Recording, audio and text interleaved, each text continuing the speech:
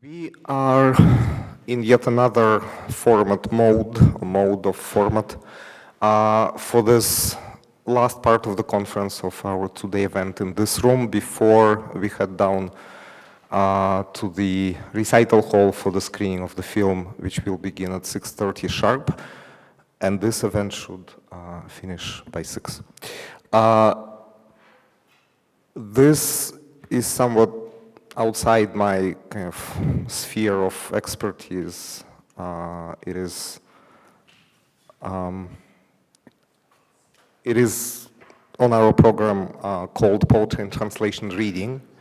And first, I thought we would also give the floor to our only poet who should have been here with us, but unfortunately for various bureaucratic reasons beyond our control couldn't. So Linor, whom you just heard on the previous roundtable, I hope it's all right if we start with Linor first, and then move on to Viktor Martinovich, Eugene Ostashevsky, and Polina Barskova.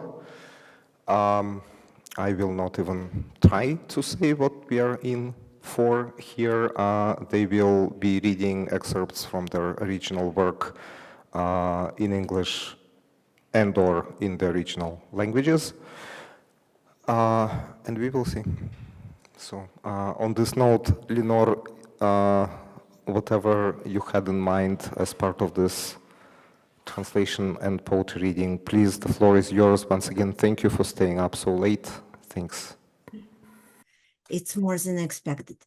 So I will read a cycle of poems that's called I will switch to Russian. This cycle of poems is called Этот цикл стихотворений называется «Московский цикл». Это последний... Последний раз я была в Москве в ноябре 2021 года, и по моей памяти это последние тексты, которые я писала в Москве, которые читала в Москве. Это последние тексты точно, которые я публично читала в Москве.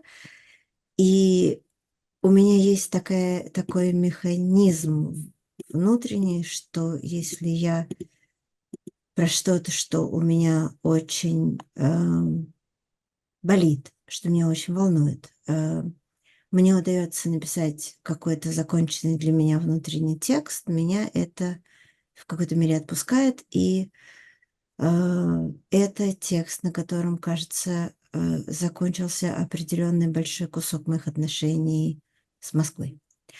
Московский цикл, он посвящается Александру Гаврилову. Первое.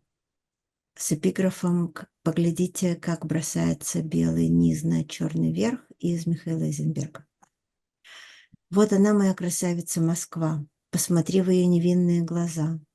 Сулеймановна, отвесь ко мне места, два замерзших под мостом окорочка. Нарастай живое тело холодца, верь капустная пустая голова, да едят печных румяных молодцов, так и мы с тобой сойдем за молодца.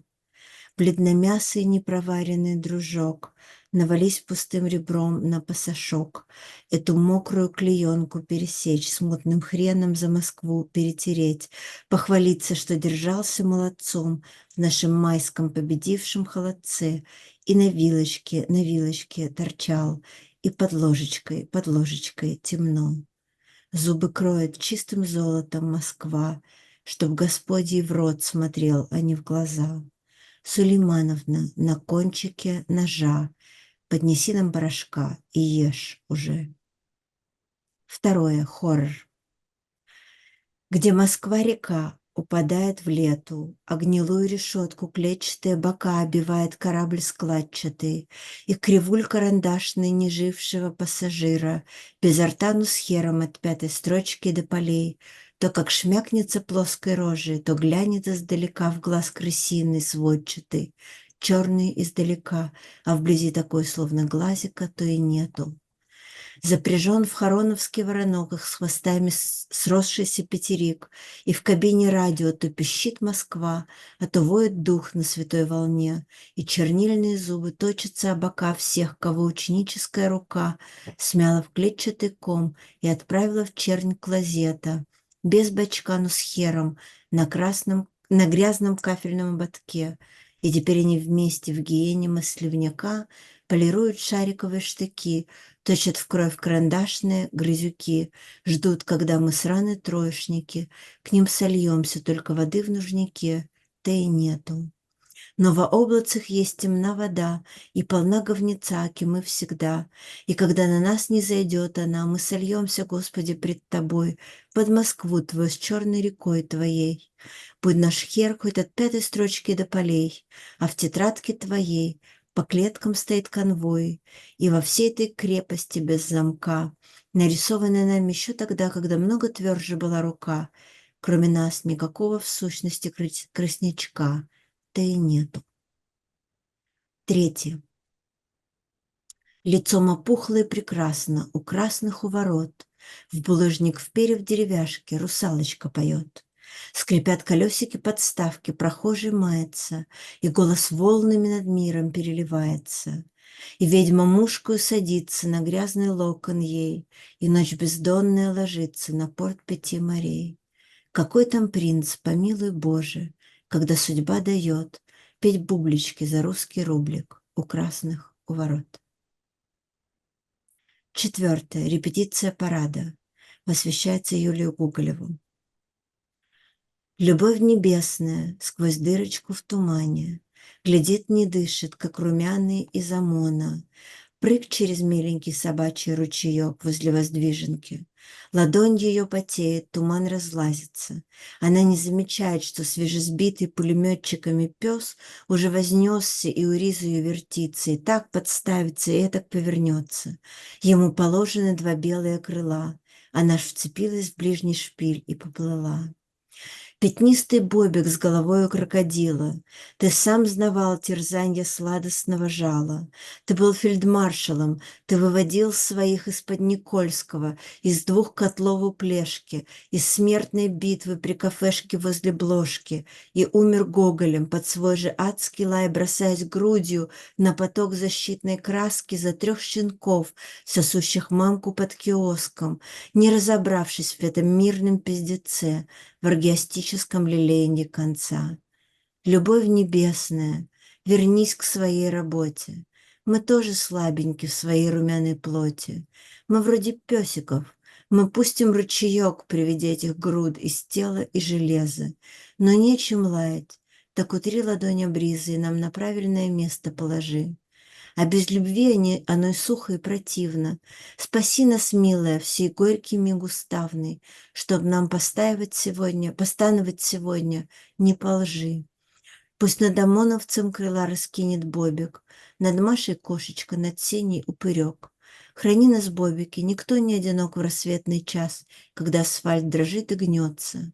Пока Отечество не всхлипнет, не забьется, в предсмертной судороге в крик не закричит, рука Всевышнего Отечества дрочит. Пятое. В ее иных теремах древесные перильцы ногтями подраны к подвалам от палат, и в клетках стволовых то кенр притворится в соколика, то ад соколики творят.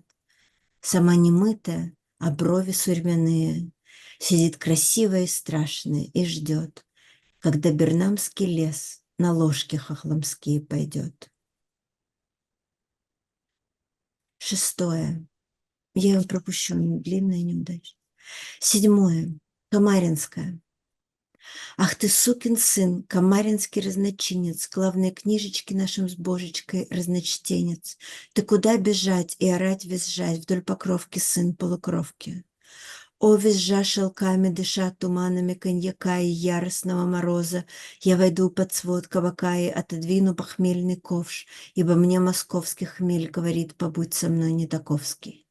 Ах ты, сукин сын, чужое дитя отчизны, божий слепочек из никуда и протоплазмы, ты по что зассать наш попляс плясать вдоль столешниц, делатель грешниц? О, седой паяц, я потому не пляшу и рожь не строю, что уж давно не грешу, и лишь пляшу поджилками, когда в пограничной зоне хмырь ласкает красный, пока я сжимаю синий. Ах ты, сукин сын, протестная твоя гуска, семицветный шарф, трехцветная водолазка. Ты зачем бросать на шкалач кусать Бородинский, всем нам единский? О, во рту моем прорастает, если бы ты кобы, мой язык во мху заплетается за грибы, и вижу я такое, что от покровки до девятки нет вкуснее закладки, чем эти мои опятки. Ах ты, сукин сын, на обитом ковром пороге родины, головою туда, где ляхи, ты по что лежать, сипеть и дрожать, померанец, мамкин засранец? О, когда б я правду на общее дело отдал концы и лег с концами и с выражением на лице и выл предсмертно, то в этом своем непрестанном вое всех бы сдал Москве, к кому повернут был головою. Ах ты, сукин сын, безъядное твое жало, что ж тебе на том порожике не лежалось? Ты куда ползти, сжав себя в горсти, безразванец, гроерманец? О, мне смерть моя не красна без кирпичной твоей крови, дай же мне остаться не в кабаке, а в твоей траве, и просить напоследок, вцепившись в твою штанину, то, что вовсе знать не положено гражданину. Что ж я, сукин сын, все бьюсь о твои пороги? Что ж я, сукин сын, все вьюсь по твоей дороге? Что ж я, сукин сын, все друг твоего народа? Что ж я, сукин сын, все смотрю на твои ворота? Что ж я, сукин сын, все вошкую жалким жалом? Что ж я, сукин сын, все сыт твоим конским салом? Что ж я, сукин сын, все дрыжу своей ногою? Там одной ногою и здесь другою. И шестое. Синие вагоны, черная вода. Ты еще зеленый, не живи сюда. Не пылит дорога, не поет конвой. Посиди немного, нам до Кольцевой. Спасибо большое. Добрый день.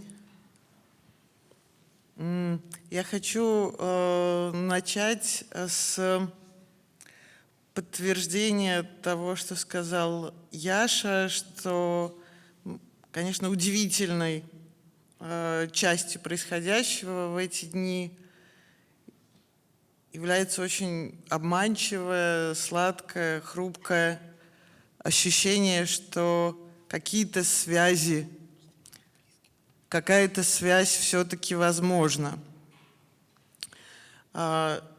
I think the theme of my reading today, to some extent, is this delusional desire for connectedness, absolutely endangered, banned, cancelled these days variously for us. So, for example, the first poem that I will read is the text dedicated to the poet sitting next to me, Eugene Ostashevsky, and I wrote it after Zhenya introduced me in a way to the German artist Kurt Schwitters. There was an exhibition at Princeton Art Museum years ago. Just to remind you, Kurt Schwitters, one of the endlessly weird pioneers of certain avant-garde poetics ideas, also one of the, I don't know, champions, so to say, of the degenerate art. He had to leave Germany in exile, and his own art he called März, and you will figure out what this word is in Russian very soon. Звукомузыка. Женя. Курт Швиттерс строит башню из говна, из сластей и пирожных, из затей всевозможных. Курт Швитерс строит башню из война. Она была вчера, она наступит завтра. Она у нас одна, она одна всегда. Курт Швитерс для нее готовит яства. Их изрыгают города. Курт Швитерс строит башню из из и др, из всякого такого. Веселый возится во смерти и в говне, что испустило слово. Когда веселый штык пошел плясать слова. Курт Швитерс строит башню из себя, из чешуи, из лба, из старческого детского акцента. И башня на него налазит, как плацента на плод, погибая и губя.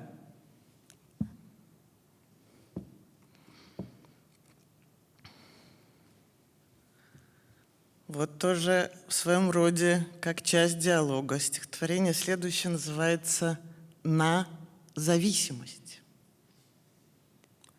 Я твой рисунок на полях, ты мой рисунок на полях, ты весть моя с полей, сражений, жид, хохол и лях, москаль, чужак, еврей, сплетенье рук, сплетенье ног, сожженье языков, твой город Львов, мой город Львов, бездомности чертог. Никто здесь никому не брат. Когда придет черед, я буду рад, ты будешь рад, что твой кровавый рот с его музыкой руин, с волной речных небес мне не сродни. Ты мне не сын, ты мне чужой и бис. Не на 4 кости вздрызг, но мягче, глубже в ночь. Уже оков трясется ляск, да, я тебе не дочь, я та, что говорит прости, что мы подлы, слабы. Прости, прости, что мы рабы. Волшебные уста не отнимай, не поминай. Речь мед, что хочешь, лей. Прощай меня и понимай свободою своей. Еще одно.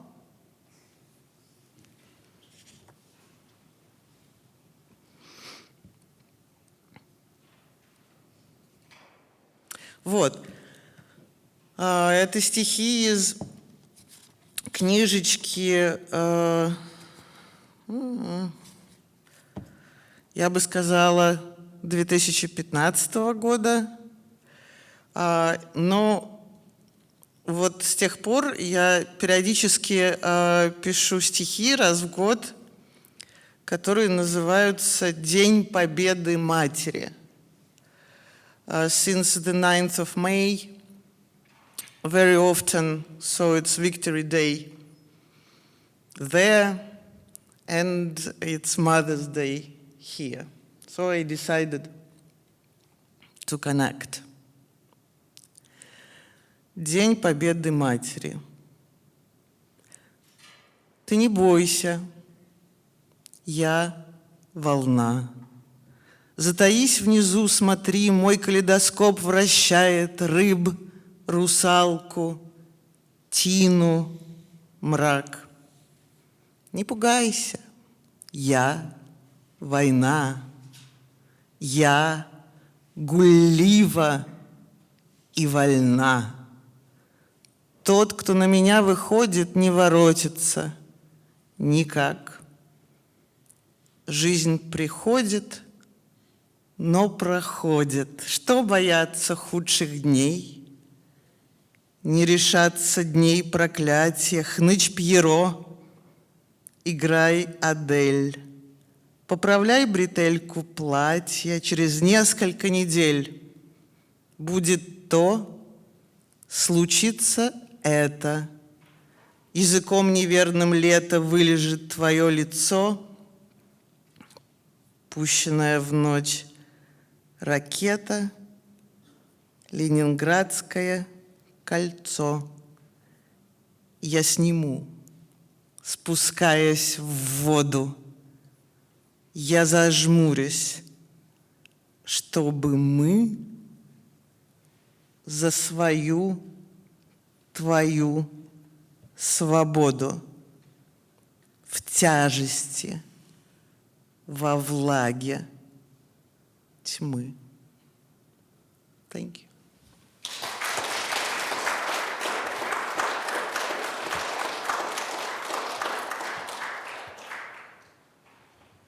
Мы идем с севера на юг, по-моему. Okay. So I'm Eugene Ostashevsky, and I'm going to read a few of my recent pieces. Photographs of young women who recently have been murdered. Goodbye, young women. We have nothing to say to you. The sun is the same. Others are now being murdered because you have been murdered. It's like ancient Greece. It's automatic. May you rise into chariots in pairs. One of you shall be the driver, the other the hero. One of you shall hold the reins, the other 2 arms of bronze and an oxhide shield. O young women who recently have been murdered, please put Corinthian safety helmets over your heads. Please drive away in your chariots. The blood smear shall remain on us. Who are the us? We are not the old people left murdered in bathrooms and living rooms. We are not the young men whose bodies remain on the shoulders of roads. The sun is still the same. Some of them still have their arms in a holding pattern. They are cradling their imaginary guns. The imaginary guns are to be cradled the same way as the young women are to be cradled. The imaginary young women are to be cradled into sleep. They are not heroically to be held in our arms by us. Who are the us? We are not the children still held heroically hostage in underground cages. This war has been made public. Everyone's invited. The protagonists are wearing balaclavas. Cannons are to the right of them. They drive into the valley of the shadow of death. The sun is in shadow.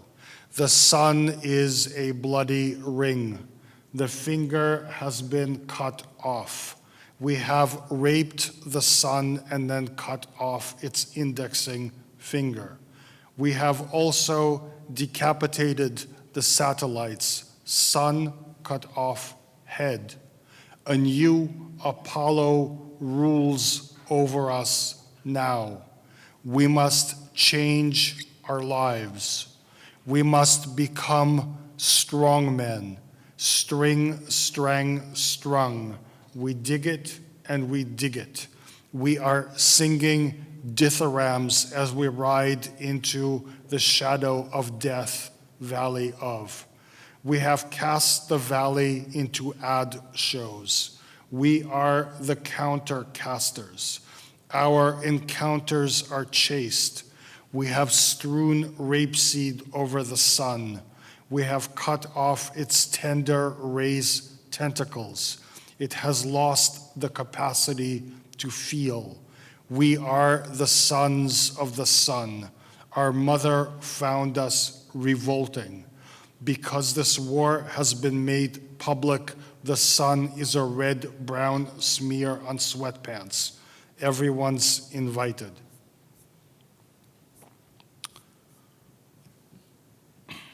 Having children is exploitative.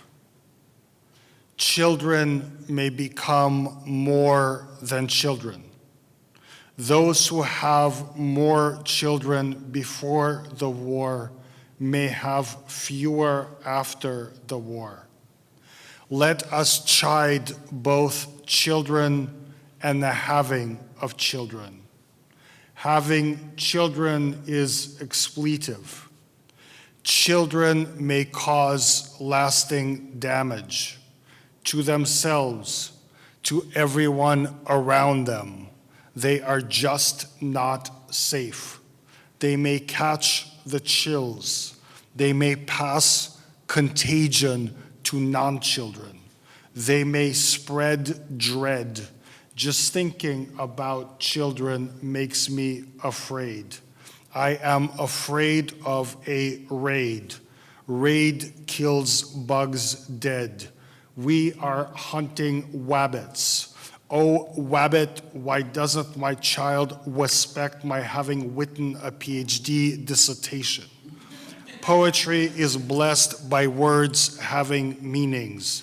Blessed, that is to say, silly or wounded. It is, in fact, hurt by words having meanings. It would really be better if they had no meanings. Then we could have pure art. Meanings render poetry vulnerable. Most of the time, it surrenders. Children never surrender. Chide them all you want. God knows I have. And the last one, it's called A Farewell Poem, and it's a poem for Dmitry Galenka.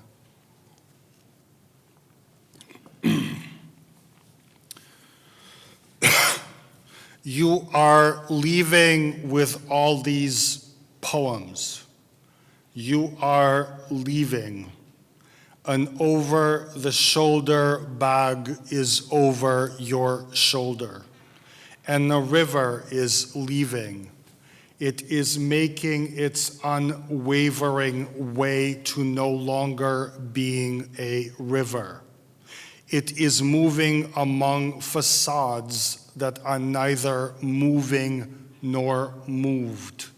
They are repeating like stanzas in a serial poem where one of the lines is constant. You have covered your face with glasses. Your face is in back of your glasses, and the beautiful facades are in front of them.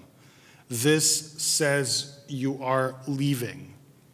What an artificial word is beautiful. How moving it is in its awkwardness, in its etymological reflection of violence and occupation. Ours is a city that used to exist fully, for it was populated by shades and reflections like Facebook. It stands to reason that you too will become a shade for those who are to come, because you are leaving, and the river is leaving, sweet never run softly.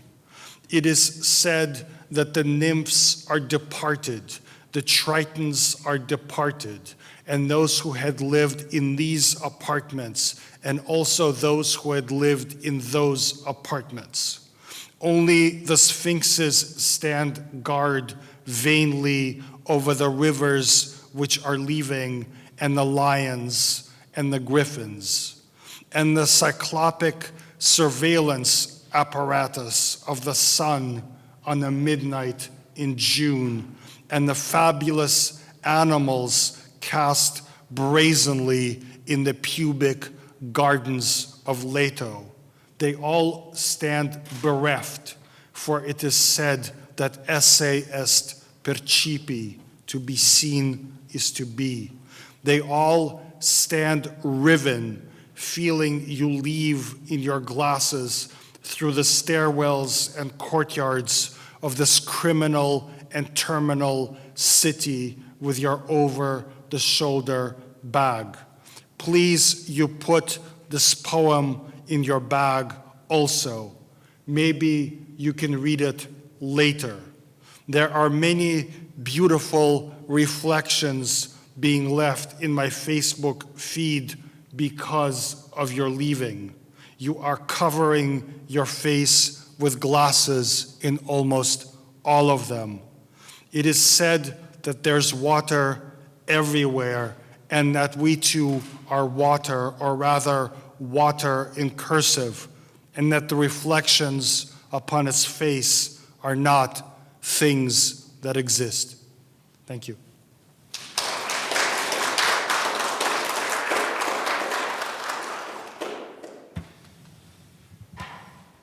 I dreamed the prose writing would be as self-sufficient as poetry, but it is not. So to tell a story, I have to tell. If I just write, if I just read, you will understand. You will not understand me. What I'm going to do is I will set the timer on 10 minutes and will tell a little bit about what I'm reading, and after that I will continue reading until the timer beeps. So what I present here is a result of a long secret job of many people after failing an attempt to trick the system in 2021 with approaching the Belarus readers with a child book, with a fairy tale about the cat world, which I failed because because I decided that I will give up with attempts to trick the system and publish something inside Belarus. So I wrote a novel which is a classical Tamizdat, which will never be published in Russian or Belarusian language. It's the aim of this novel to stay somewhere until it can be published in my language. So it was written, it was translated to German, it was sold to Volent und Quist publisher, scheduled for September 2025. It was sold to other countries, and here I will give you a small sample of English translation made by Ilona Yashbin-Chavaz. Ilona Yashbin-Chavaz. The title of this novel is, in English, Good Always Wins, and it tells a story, a little bit of the plot. It begins with the phone call. The actor of a state-owned theater who stays out of troubles, who stays out of politics, receives a phone call of his friend telling that his university professor is arrested. And the problem that this university professor, she has a cat, and the cat is locked into in the apartment. Nobody knows how long she will stay there in prison, so he has to unlock the apartment and take the cat to take care of the cat. So when he does it, he comes out of his apartment to buy some food for the cat, and he is arrested. And this is the starting point for this fragment. As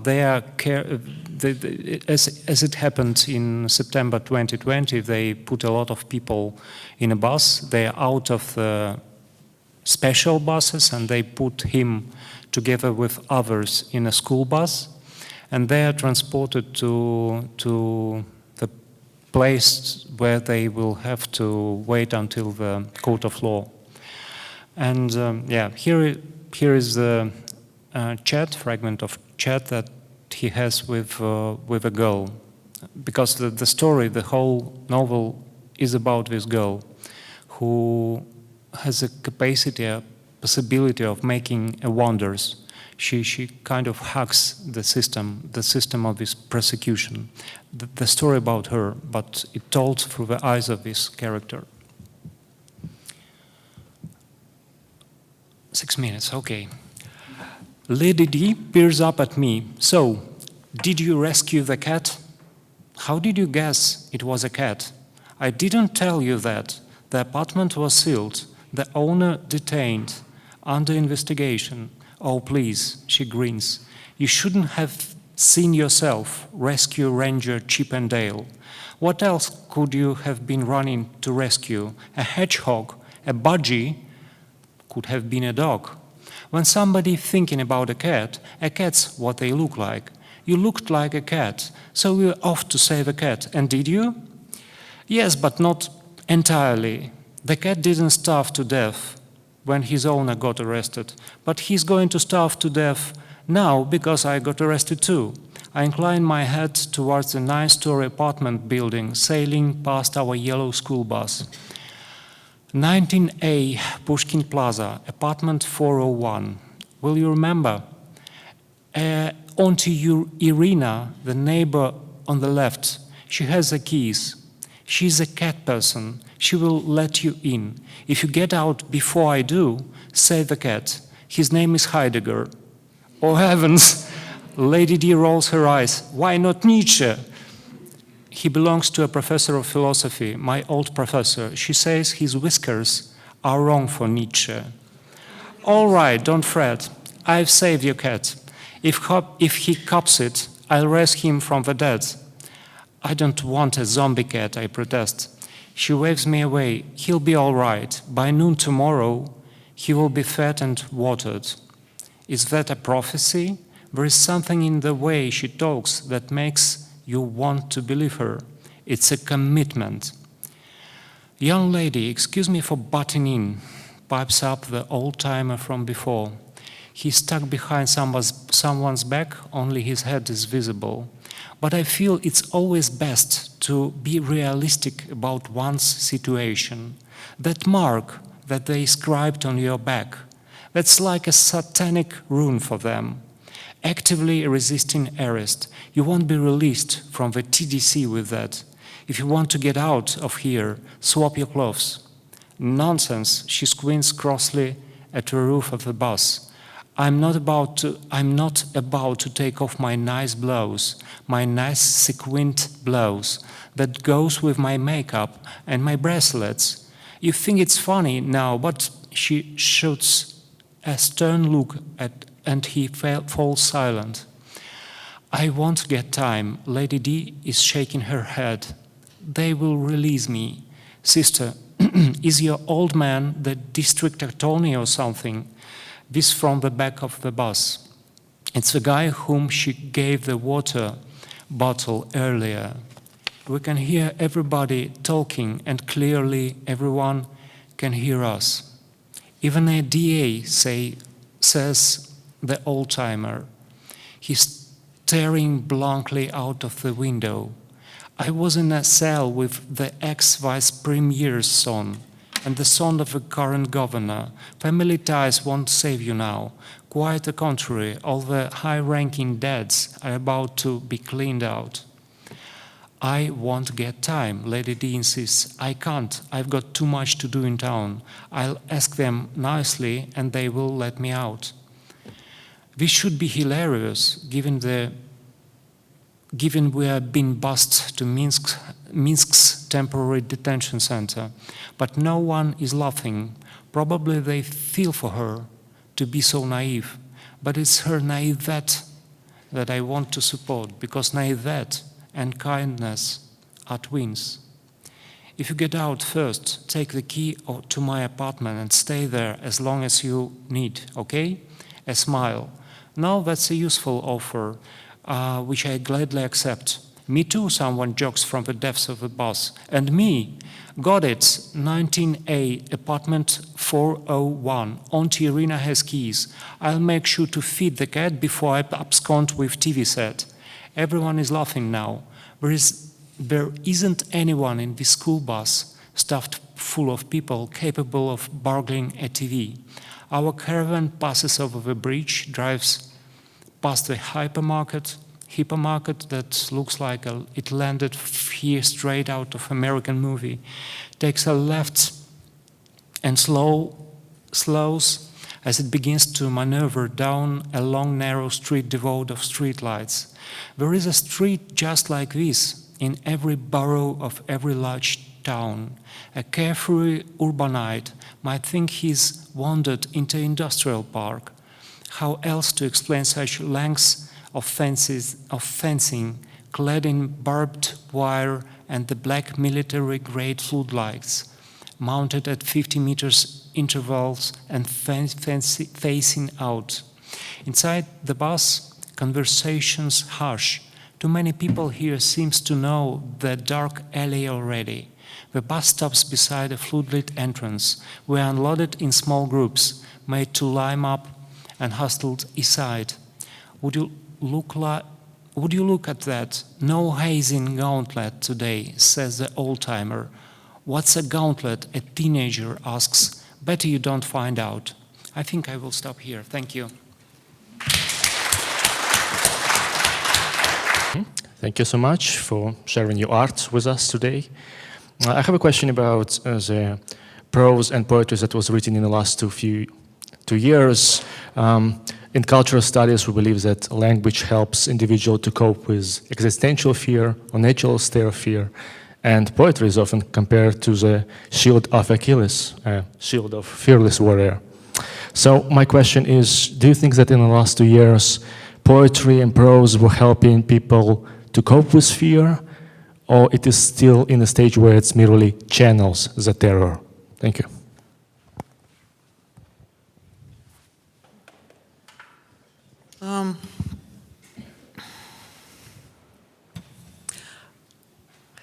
Thank you. It's very important, urgent question, but also perhaps it's one of the most difficult ones. And this is my answer. For the duration of the last 2 years, I personally have witnessed growth, proliferation of the various educational bodies of creative writing in Russian. And again, thank you, the God of Zoom. Many of these organizations, they exist in a very strange geography, the geography of dispersal and running. But more and more, I'm receiving, I don't know, commissions, invitations to give some lectures, talks, conversations to these mostly young, but not only people from every possible geography in Russia who are now both in Russia and not, and who basically get together in their desire to write about what's going on. And I have to say that it's been a very poignantly interesting part of my professional and emotional life. And since I began doing this, one of the most frequent demands is that I would talk to people about the body of siege writing by Lydia Ginsburg. And I asked my whatever students, interlocutors, how do you feel about this? This is the most difficult, most painful writing possible, imaginable. Wouldn't you like something, you know, a little bit lighter for a conversation topic? But every time they would say, no, we want Ginsburg. Actually, this is what makes us to feel better. Also giving us some kind of hope that, as we remember from the epigraph to Akhmatova's Requiem, that this thing can be described. So this has become an important lesson for me, that yes, indeed, writing and language and speech are of help, but this is also an incredibly painful kind of medicine. Thank you. Any other? Yes, please.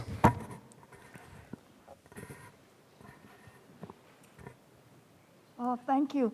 I was wondering if you all translated or even wrote your poetry yourself into English, and whether once you have that artifact of the translation, does it still feel like it's yours? Or does it feel like maybe a coat that doesn't fit or something like that? My poetry? I don't translate, and he doesn't. He writes in English. But maybe Eugenia has something to say. It feels all right.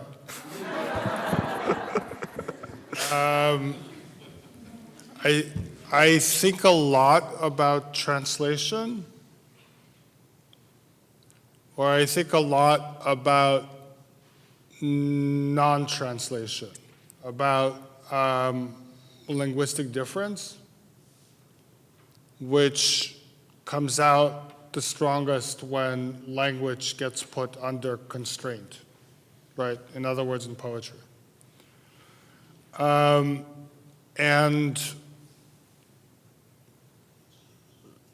you know, my work is very much about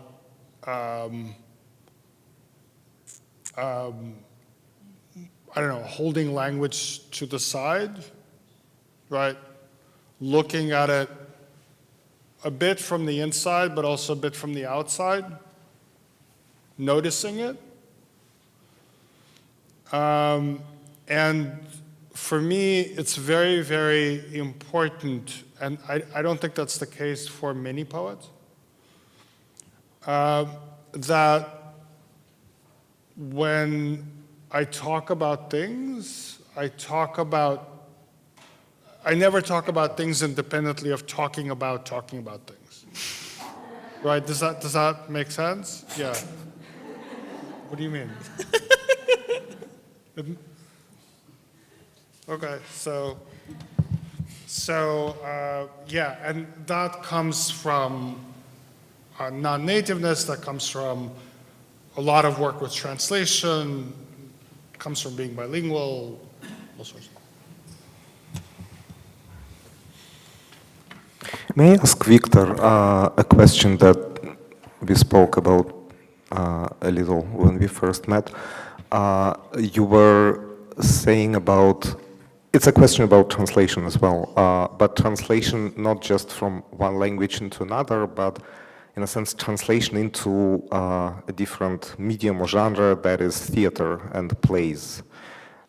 Could you kind of expose us to this context, especially the European scene of your works being, in fact, staged more than translated, if I may say so?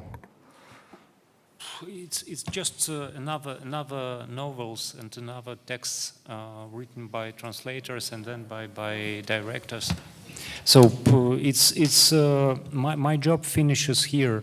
I've been reading the English text by Ilona Yasmin Chavas. I tried to read this text 5 times before I came here, just to make it smoothly. And you've seen how hard it was for me to perform.